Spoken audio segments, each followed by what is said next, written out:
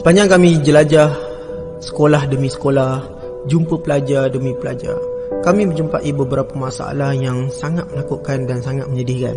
Antara masalah yang membuatkan kami selalu terfikir adalah masalah ketagihan video lucah yang dialami oleh kebanyakan generasi milenial, khususnya Gen Z, generasi Alpha dan seumpamanya. Ketagihan video lucah ataupun pendedahan terhadap video lucah ni telah berlaku sejak sekian lama. Kalau satu ketika dulu untuk melihat video lucah ni satu perkara yang agak susah. Orang terpaksa pergi beli CD, orang terpaksa tengok sembunyi-sembunyi. Tetapi selepas masa berlalu, kita mudah untuk akses video lucah kerana semua tu mudah dapat di media sosial, di laman web, dan boleh menonton secara sembunyi-sembunyi, secara sendirian di bilik asalkan ada internet, ada wifi. Jadi sepanjang saya jumpa pelajar, purata daripada 10 orang pelajar, saya berani nyatakan 8 orang pelajar pernah menonton video lucah.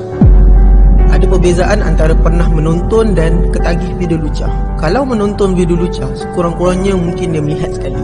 Tetapi kalau ketagih video lucah, dia melihat dalam purata yang sangat banyak. Dan apa kesan video lucah ni? Saya lepas buat beberapa kajian secara sendiri, ada beberapa kesan secara berperingkat. Kesan yang pertama yang saya sebut sebagai in denial state, atau dalam bahasa Melayu kita sebut sebagai fasa penafian. Maksudnya adalah orang yang pertama kali terdedah dengan video lucah, dia akan menolak perkara tu. Dia akan rasa takut-takut, dia akan rasa malu-malu.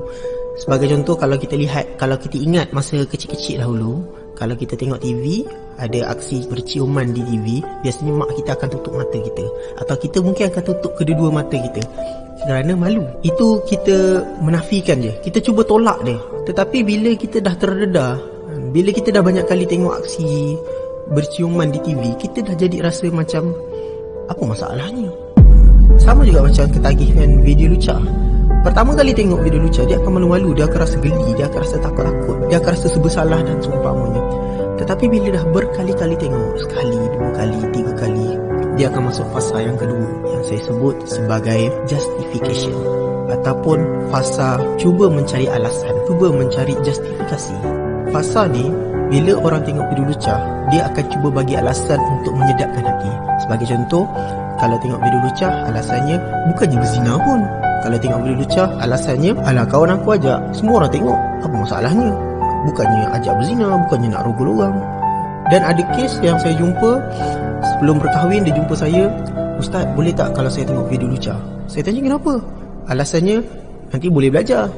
Orang akan cuba memberikan justifikasi. Bahkan kalau sebagai contoh di sekolah-sekolah, kalau kita nak perhatikan, kalau kita nak tengok adakah pelajar ni pernah tengok video lucah ataupun pernah terdedah dengan video lucah.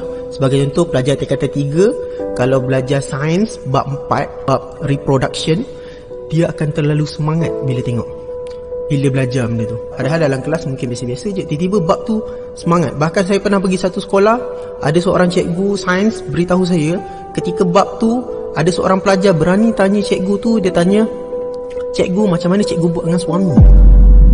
Ini sangat menakutkan sebenarnya. Atas alasan, bila tanya, atas alasan sains dan seumpamanya. So orang cuba memberikan justifikasi. Itu kesan yang kedua. Kesan yang ketiga, ketagihan video lucah adalah yang saya sebut sebagai scanning.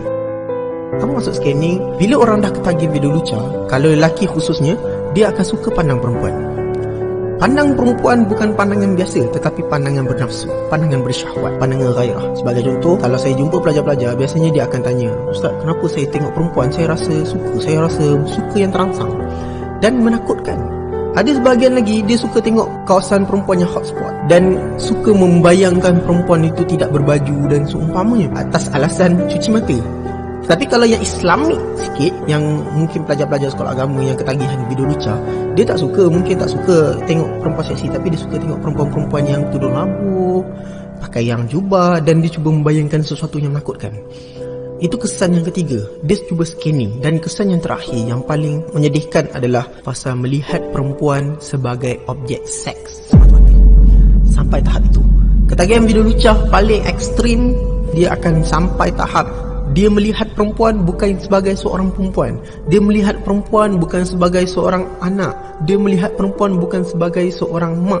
Dia melihat perempuan bukan sebagai seorang yang bermaruah, tetapi dia melihat perempuan sebagai objek seks. Sebab itu, kita tak hairan bila keluar di media, di surat-surat khabar, kes ayah rogol anak. Sebagai contoh, kes tahun 2018, kita dikejutkan seorang ayah sanggup rogol anaknya yang baru berusia 12 bulan. Macam mana ada nafsu terhadap anak yang berusia 12 bulan? Kemudian, macam mana perkara ini berlaku? Sebab ketagihan video lucah yang terlalu kerap sehingga merasakan dia melihat perempuan sebagai objek seks mata-mata. Ini kesan kepada lelaki. Sebab itu, kepada yang di luar sana, kalau ketagih video lucah, saya merayu sungguh-sungguh, tinggalkan secepat yang mungkin. Tinggalkan semampu yang boleh. Sebab apa? Sebab kesan dia bukan terhadap diri kita saja, bahkan kesan dia sampai merosakkan rumah tangga, merosakkan keluarga, sampai kes suami sanggup curang cari perempuan lain padahal ada isteri dan seumpamanya. Dan kesan video lucah ni sangat-sangat susah untuk meninggalkan. Tetapi kita kena mujahadah. Seperti mana Ibn Qayyim kata, untuk meninggalkan maksiat itu mudah, tetapi untuk meninggalkan kesan maksiat itu yang paling susah.